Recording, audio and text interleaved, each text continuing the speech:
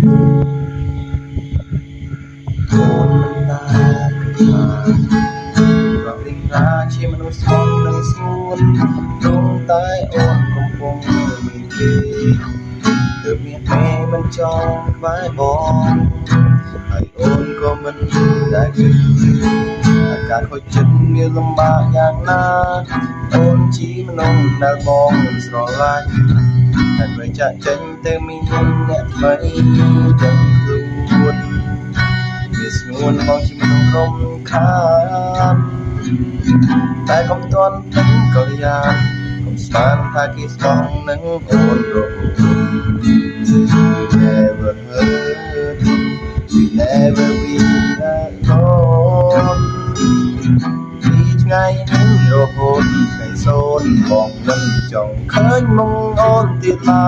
យចង់ដឹងថាប្រុសម្នាក់នេះសំខាន់នៅពេលណាព្រោះជីវាមិនដែលនៅក្បែរបងអានុសាកន្លងតែស្រងចង់លុបវាចេញពីបេះដូងចង់ដឹងថាប្រុសម្នាក់នេះសំខាន់នៅពេលណាសុំជីវា5បងឲ្យដឹងផងខ្សែស្ន